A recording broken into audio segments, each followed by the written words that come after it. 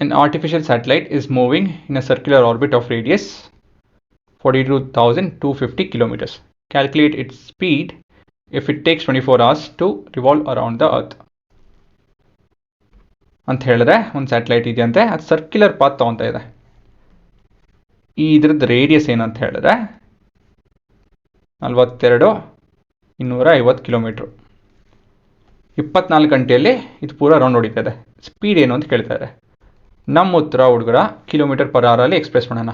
ಯಾಕಂತ ಹೇಳಿದ್ರೆ ಇವೆಲ್ಲ ದೊಡ್ಡ ದೊಡ್ಡ ನಂಬರು, ಆದಷ್ಟು ಆ ಸಿಚುವೇಶನ್ಗೆ ಏನು ಸೂಟ್ ಆಗುತ್ತೋ ಅದನ್ನು ಉಪಯೋಗಿಸೋಣ. ಸರಿನಾ? ಇಲ್ಲೇನೋ ಸ್ಪೆಸಿಫಿಕ್ ಆಗಿ ಮೀಟರ್ ಪರ್ ಸೆಕೆಂಡಲ್ಲಿ ಎಕ್ಸ್ಪ್ರೆಸ್ ಮಾಡಿ ಅಂತ ಕೊಟ್ಟಿಲ್ಲ. ಸೊ ಕಿಲೋಮೀಟರ್ ಪರ್ ಅವರಲ್ಲಿ ಬರೆದ್ರೆ ಏನೂ ತೊಂದರೆ ಇಲ್ಲ. Speed is distance by time ಅಲ್ವಾ? ಡಿಸ್ಟೆನ್ಸ್ ಏನಿಲ್ಲಿ? It is taking a circular path. ಹಾಗಾಗಿ circumference of a circle divided by time taken, 24 hours. 24 hours. What is the circumference of a circle? 2 pi r divided by 24. 2 and 12. So 1 by 12 into 22 by 7 into 42250. 2 6 2 11 2 3 21125.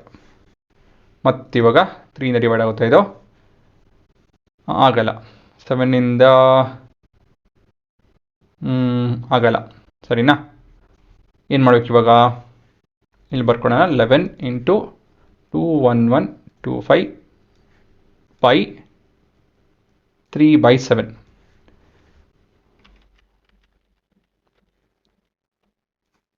by 3 into 7.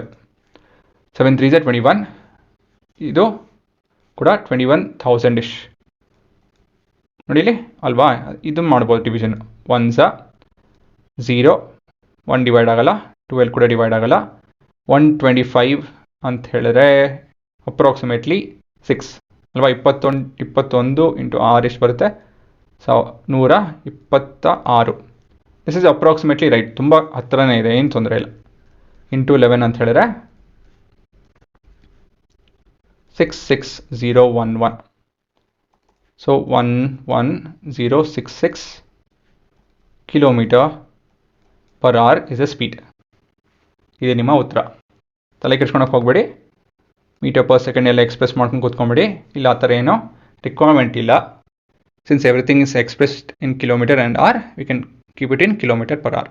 Mention ಮಾಡಿದರೆ metre per second convert ಮಾಡಿ ಅಂತ ಹೇಳಿ, ಆವಾಗ ನೀವು mention ಮಾಡಿದರೆ ಆವಾಗ convert ಮಾಡ್ಕೊಳ್ಳಿ. ಸರಿನಾ? ಇದು ನಿಮ್ಮ ಉತ್ತರ.